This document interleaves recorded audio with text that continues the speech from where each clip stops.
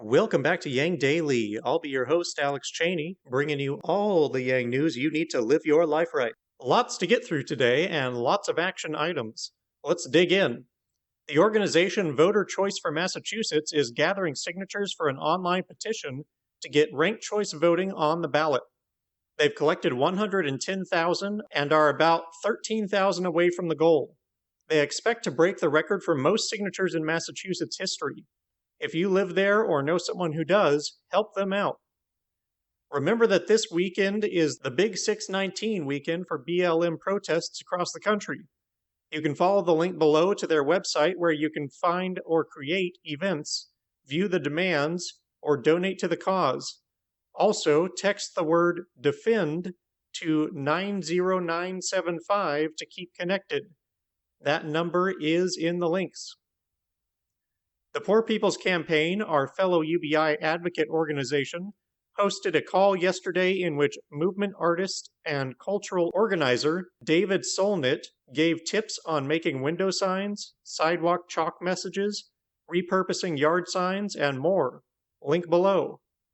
The Poor People's Campaign has also started a sweeping petition for police reform, with dozens of demands spanning the expansion of voting rights, accountability for police misconduct, demilitarization, an end to mass incarceration, investment in social services, and a commission to investigate racism in America.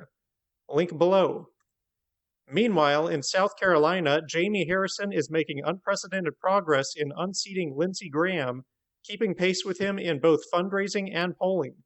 If you're not aware, Graham was one of the Republicans who was cursing Trump as the devil before abandoning his values and turning a complete 180, praising him once Trump came to power. Regardless of your political leanings, I think we can all agree that we don't need any two-faced lawmakers. More importantly, Graham is one of the most vocal opponents of UBI in the Senate. If you can help Harrison replace him, it would be effort well spent. Income Movement has a webpage with information on the UBI candidates that they endorse, as well as ways to support the movement. Check that out below.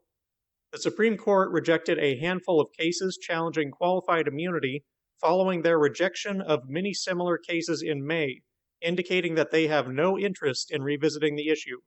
Only one justice dissented from the decision, that being Clarence Thomas. With the Supreme Court avoiding it, the only hope for changing the law is left with Congress, which basically leaves it up to Republican senators, and that may be exactly what the justices had in mind. However, the Supreme Court also ruled Monday that federal law forbids job discrimination on the basis of sexual orientation or transgender status, a ruling surprising to many from an increasingly conservative court. By a vote of 6-3, the court said Title VII of the Civil Rights Act of 1964, which makes it illegal for employers to discriminate because of a person's sex, among other factors, also covers sexual orientation and transgender status, as that is a form of sexual discrimination. As put by Gorsuch, quote, "An employer who fired an individual for being homosexual or transgender fires that person for traits or actions that it would not have questioned in members of a different sex. Sex plays a necessary and undisguisable role in that decision, exactly what Title VII forbids," end quote. Gorsuch, Trump's first Supreme Court appointee, and Chief Justice Roberts joined the liberal members of the court in the decision. The most recent appointee, Brett Kavanaugh, opposed the ruling. Mayor Tubbs penned an article today regarding how the UBI experiment has affected recipients during the pandemic.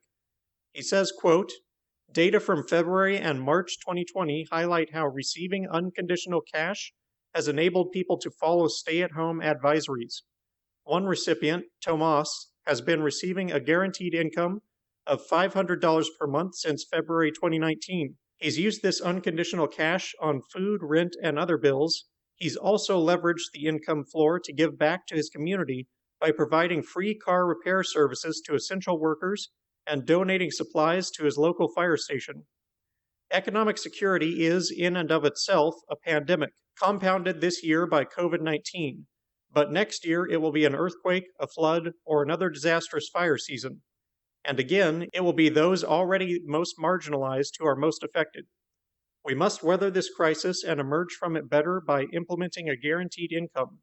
As my mother says, if we stay ready, we won't have to get ready.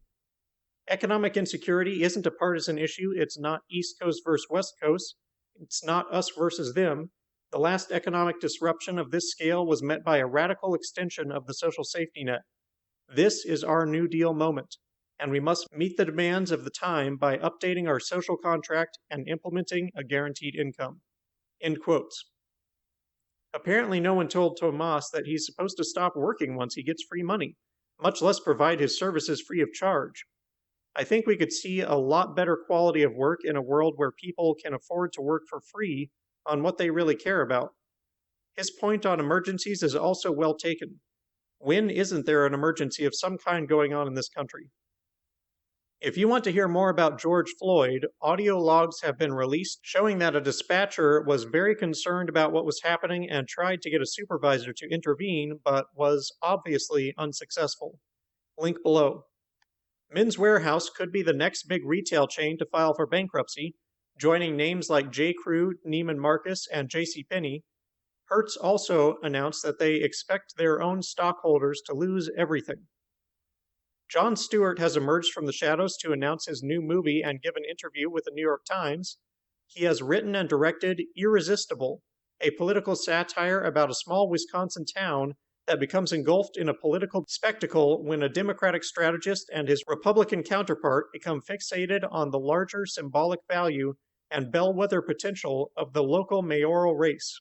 Stewart says it takes many shots at both sides of the aisle.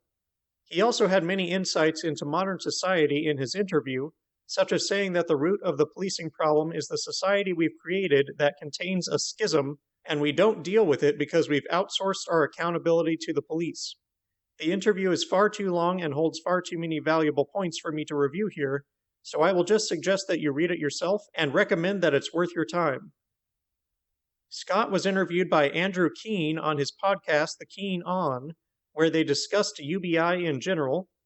Speaking of Scott, he and Blair Walsingham are scheduled for a Zoom call to which they will be inviting 7 guests, randomly selected from those who contribute $5 to Blair's campaign via the link below. Stacey Rutland, head of Income Movement, will be visiting the TechSoup podcast tomorrow, Wednesday, at 10:40 a.m. Not sure if it's Eastern or Pacific. Students at Drake University have invited Yang back to speak at their commencement party, and he has accepted. They even made a little rap video for him that you can find in the links below. In more amusing news, Yang is still calling out Ted Cruz on Twitter for backing out of the 1v1 basketball game that Cruz challenged him to during his campaign. Tickles me every time. Finally, just a reminder that weekly Humanity Hangs are still happening, where the community gets together on a Zoom call. Next one is tonight at 6 p.m. Eastern. Link below. And that'll do it for today's Yang Daily. Sign the Massachusetts petition if applicable. Check out the 619 events. Sign the police reform petition. Check out the Jon Stewart interview. Donate to Blair for a chance to meet her and Scott. Drop by the Humanity Hangs. Help advocate for clear, fundamental policy goals for the protests. If you're going out to protest, wear protection, especially on your eyes, head, and throat. If you get arrested while protesting, remember not to say anything without a lawyer. Whatever you choose to do, be wise, be safe, and act with measured purpose toward real solutions. And don't forget to Yang Daily.